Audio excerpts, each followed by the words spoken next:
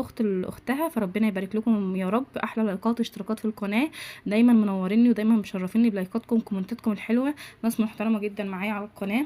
هقول لكم النهارده ال 3000 جنيه اكل وشرب ومنظفات، يعني لحمه وفراخ وسمك وخضار وكمان رز ومكرونه، كل ده بال 3000 جنيه. هنشوف ان شاء الله باذن الله. تعالى يلا نبدا. انا كاتبه لكم كل حاجه هنا، بس يا رب الكتابه تبقى واضحه عندكم. دي اول صفحه معانا، مجمعه معانا اول صفحه 1999 جنيه، يعني 1200 جنيه. اول حاجه طبعا عندنا الفراخ، انا عندي 3 فرخات، وزن الواحده 2 كيلو، يعني الكيلو ب80 جنيه او ب85 جنيه حسب ما هتلاقيه. تمام. ال2 كيلو الفرخه 2 كيلو عامله معايا 160 جنيه، فانا ضربت 160 في 3 طلعوا معايا 480. دول حق ال3 فراخ اللي انت هتجيبيهم. تمام. انا بند اللحوم والفراخ هتكلم معاكي اول حاجه. تاني حاجه معايا، تاني حاجه وهي السمك.